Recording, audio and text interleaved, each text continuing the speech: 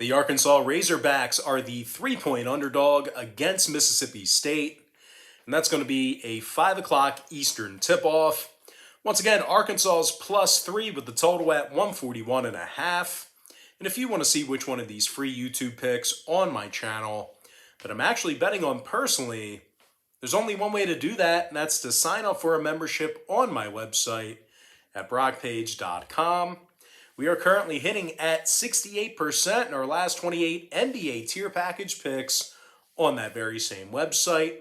And if you want to see which game is being featured as my NBA tier package pick here today, there's only one way to find out, and that's to sign up for my NBA tier package pick on brockpage.com.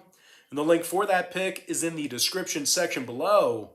Now, the Razorbacks did fail to cover in 2 out of their last 3 ball games, with failures to cover against the likes of Hofstra and Oklahoma. Arkansas also failed to cover in 4 out of their last 7 as well.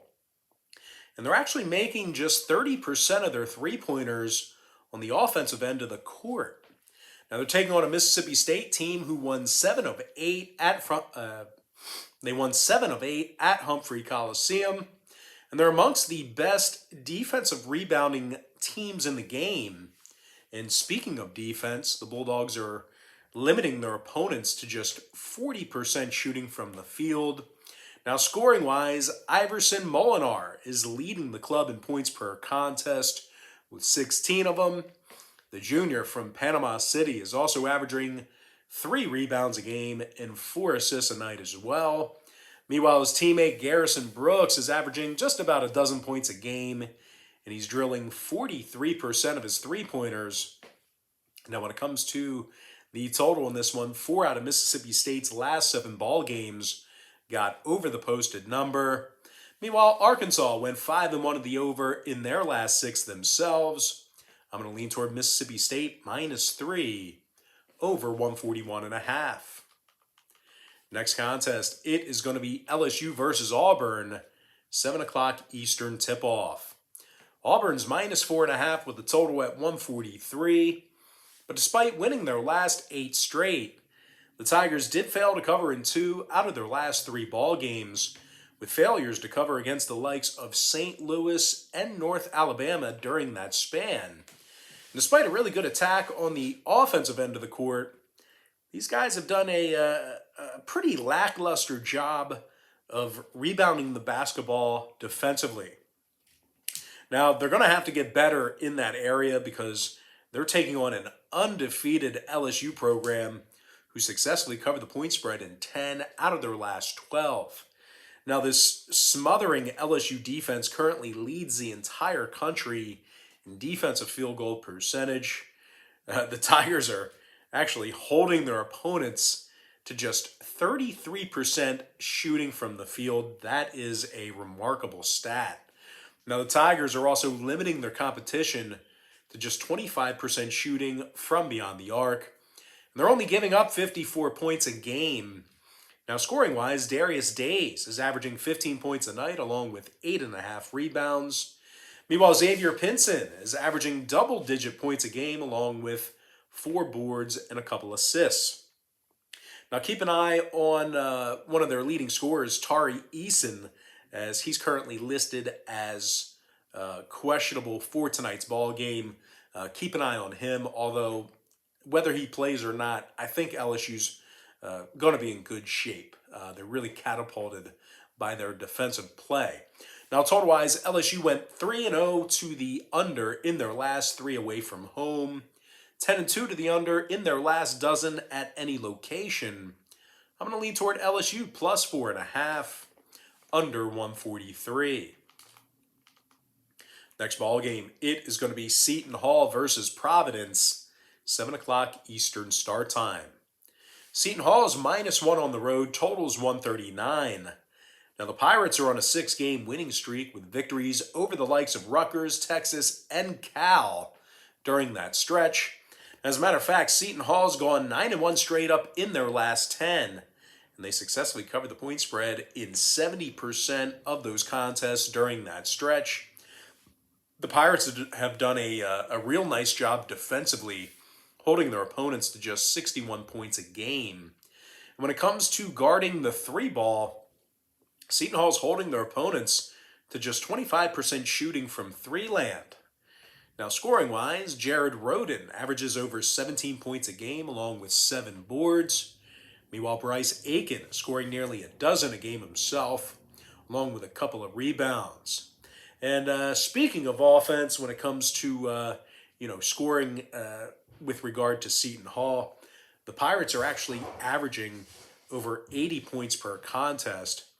Now they're taking on a Providence club who's scoring only 69 points a game themselves, and they're making only 31% of their three-pointers at home. It's a Providence team who's really they haven't hit their stride yet offensively. And of course, in addition to Providence's scoring woes, they've also had a tough time rebounding the basketball on the offensive end of the court as well. Now, total-wise, Providence went 4-0 to the under in their last 4 outings, 70% to the under in their last 10.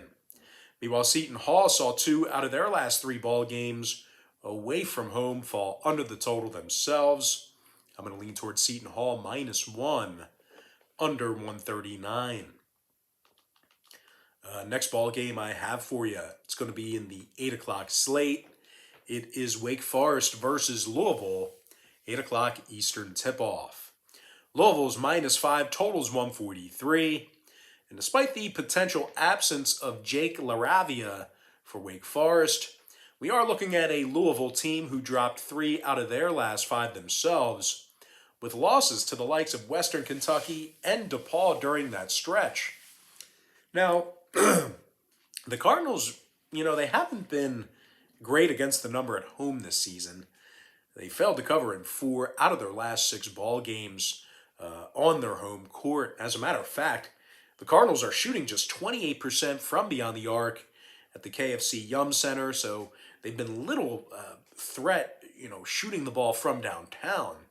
And when it comes to the defensive play of Louisville, the Cards are actually amongst the worst teams in the ACC in defensive rebounding at home. Now they're taking on a Wake Forest team who's done a real nice job defensively away from home themselves.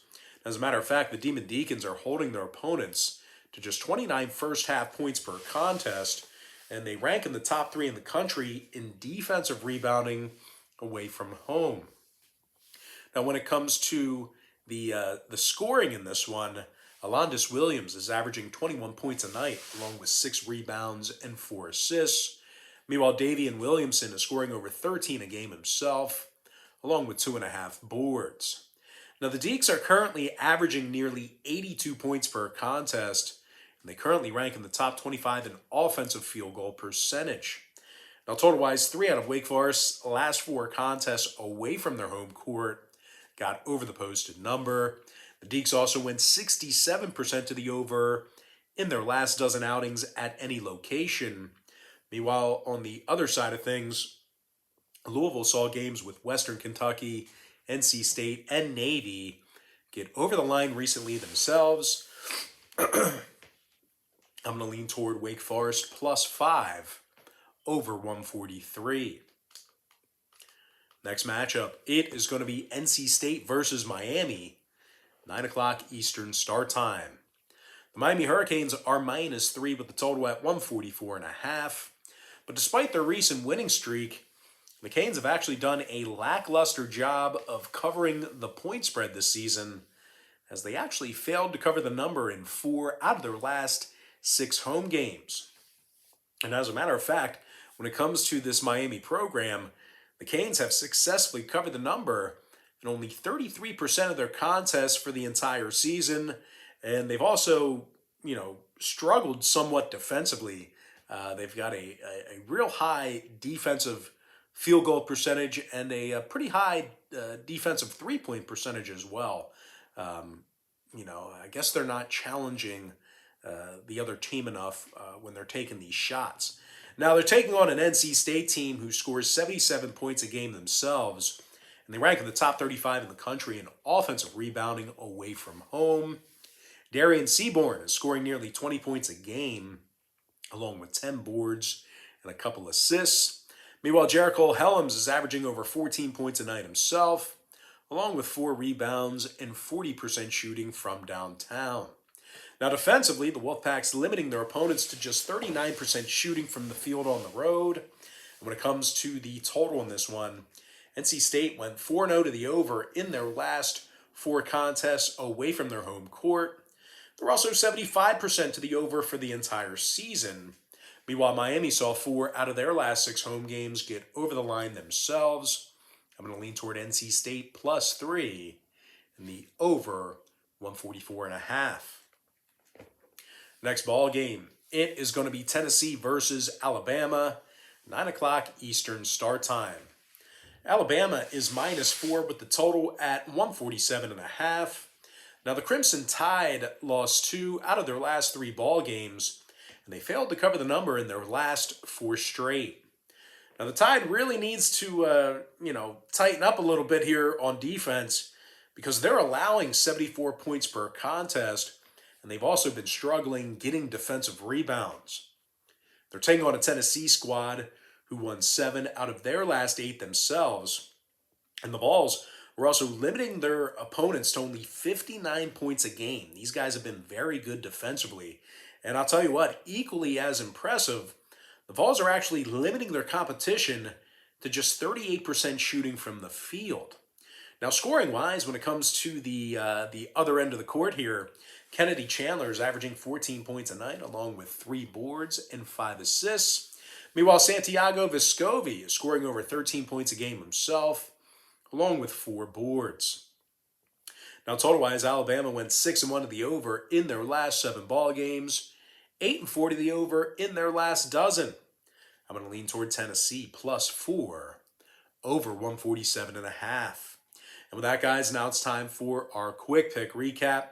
Powered to you by my website at brockpage.com, where we are currently hitting at 68% in our last 28 NBA tier package picks. I like Mississippi State -3 over 141.5. Give me LSU +4.5 under 143. Seton Hall -1 under 139. Wake Forest +5 over 143. NC State +3 over 144.5. I also like Tennessee +4 over 147.5. As far as all the other games go across the country, I like Michigan State -22.5 under 134. Air Force +12 over 131.5. Give me Buffalo -7.5 over 150. Central Michigan +16 over 139.5. Give me DePaul +2 over 132.5. Purdue Boilermakers -28.5 over 148. I like Bryant -9.5 over 144. Give me Cornell +15 over 164.5. I also like UNC-Wilmington +4.5 under 137. Give me Eastern Illinois +19 under 127.5. Georgia Bulldogs -5.5 over 144.5. William and Mary +16 over 145.5. Sacred Heart -1.5 over 147. Missouri Tigers +21 over 140.5. I also like Elon +3.5 under 134. Samford with an M +10 over 150.5. Give me St. Francis, New York +4.5 under 121. I also like Wofford +9.5 over 141. Give me Wagner -7 over 141. Western Michigan +17 over 145. Wichita State -4.5 under 136. Minnesota -21 under 133.5. Give me Texas A&M -27 under 143. Wisconsin -17 over 137. Memphis -6.5 over 140. Nevada +18 over 155. I'm also leaning toward SMU -2.5 over 141. With my next and final free pick for the video, I'm going to lean toward the Iowa Hawkeyes -18.5 and the over 160. And with that, guys, that's going to do it for me. Don't forget to check me out on my website at brockpage.com. Now, if you guys do end up getting a membership here today on my website, just keep in mind you're going to get billed the day you sign up and then the first of every month following that. I always tell folks in every single video, the earlier in the month you sign up, the better. So if you are thinking about getting a membership here today on my website, you may want to think about holding off until January 1st. You're going to get a lot better value for your money. But most importantly, guys, got to thank you for joining me right here on YouTube. I really hope you enjoyed all this great free content, all this great free information. And with that said, guys, happy Wednesday to you. Happy hump day to you.